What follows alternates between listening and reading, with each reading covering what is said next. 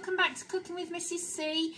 Bit of a funny one today actually, going right back to basics, because probably like some of you at home, I've not been shopping for the last 2 weeks, been trying to stay inside as much as possible, so it's a case of looking in the cupboards, looking in the fridge and seeing what's there to be used up really. And so we're going to go for Yorkshire pudding. Alright, so I've got some corn sausages in the freezer that I'm going to put in the oven while I'm making the batter for the Yorkshire pudding, and we're going to use up some eggs. Now, my eggs have got best before the 14th of March on them. Now, if we were at school, I probably wouldn't use these with you, because at school we have to be really ultra safe, that everything's in date and that, you know, we're not going to make you poorly. But at home, things are a little bit different, and especially at the time when we don't want to waste food, there is a simple trick that you can do to check whether your eggs are still fresh and that they're okay to use. And all you need is a bowl of water. Okay, now the structure of an egg means that inside there's a little air sac, and as the egg gets older, that air sac gets bigger. Alright, so we can test if an egg is fresh by placing it in a bowl of cold water. Now, if the egg sinks to the bottom, like this egg is doing, okay, that means that the air sac hasn't got any bigger, and so that egg is still okay to use. Now, if that egg had floated to the top, that would mean that the air sac in the egg has got bigger, so it's made the egg lighter. And that means that the egg is not as fresh as it could be. So I wouldn't advise using an egg if it floats, but if it sinks, that egg is still perfectly okay to use. So to make the Yorkshire puddings, the first thing that we're going to do is make something called a batter. And to make the batter, you need either a fork, most people have got a fork, or you might have a whisk in your kitchen, or you might be lucky enough to have a blender, but any of these three pieces of equipment will do the job well. Okay, so we need some plain flour. That's roughly about 100 grams of plain flour. It's got a little bit of salt in there, a pinch of salt just to give it some flavour. I've got half a pint or 250 millilitres of milk and eggs. Okay, there's 3 very small eggs in there, and as you can maybe see, I'm still getting the hang of this selfie business, so you have to excuse me. It's the same amount of flour to milk in a glass, and then about half the amount of eggs. So even if you haven't got any scales at home, so long as you've got 3 of the same glasses, you need the flour and the milk to be the same and half the amount of egg. Alright, so you don't necessarily even need scales. Alright, first thing that we're going to do is put the flour in a bowl. You can sieve it if you've got a sieve, but if not, it's absolutely fine. We're going to put the milk in the bowl, and we're going to put the eggs in the bowl. Okay. And like I said, you can either use a fork just to whisk all that together so there's no lumps, like so, or what is a little bit easier is if you have got a whisk. So I'm just going to give that a really good whisk.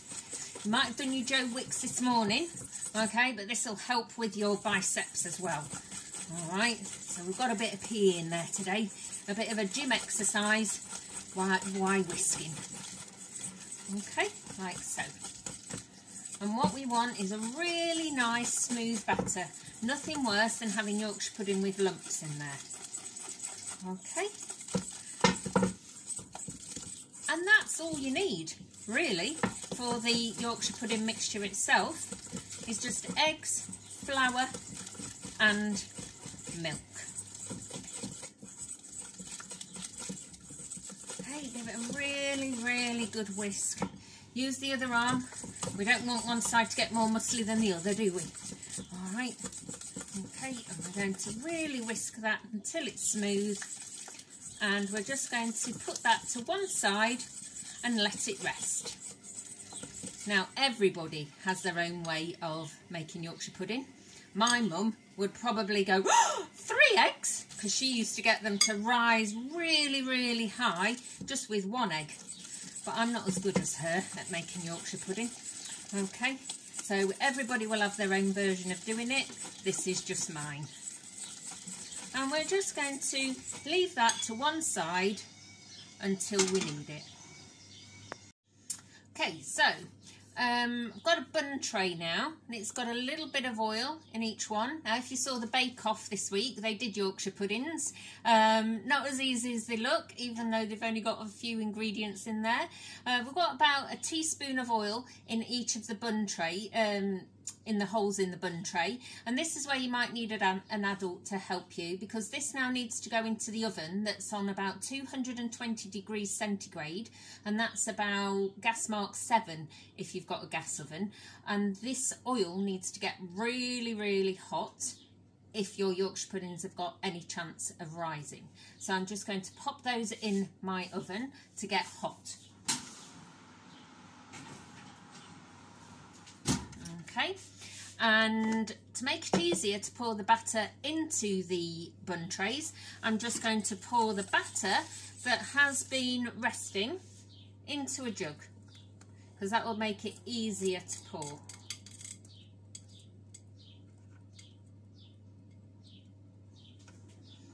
Alright, so again, Yorkshire puddings are a really good way to practice your science, because of the way that they rise. There's lots and lots of liquid in there from the milk, and when that hits the oven, that is going to turn to steam, so that's going to help your Yorkshire puddings rise.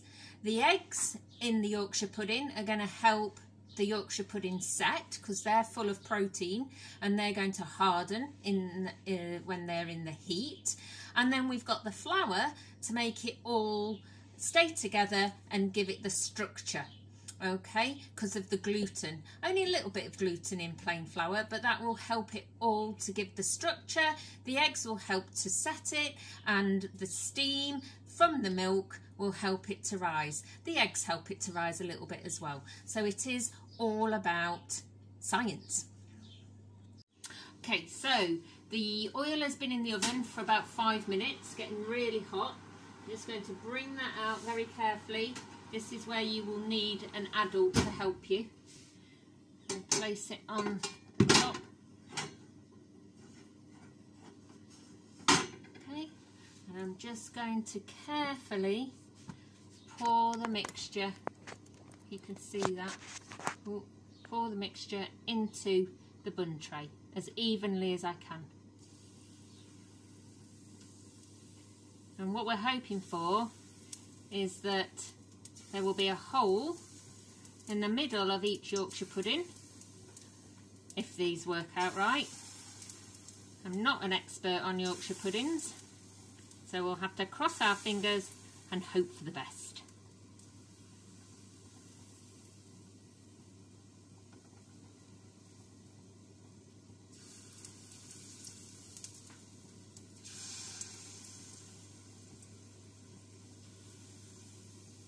Okay,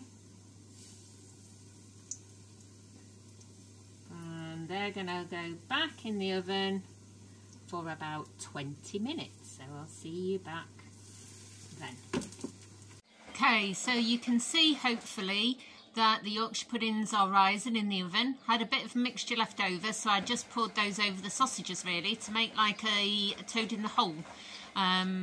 So don't waste anything, just use it all up if you can. A bit difficult to see because of the reflection, but hopefully you can see those rising. Now it's really, really important that you don't open the oven at this stage, because if you do, you'll let the cold air into the oven and your Yorkshire puddings will sink. So just watch them from a distance until the 20 minutes is up. Hi, so 20 minutes has passed and I'm just going to get the Yorkshire puddings out of the oven. Fingers crossed.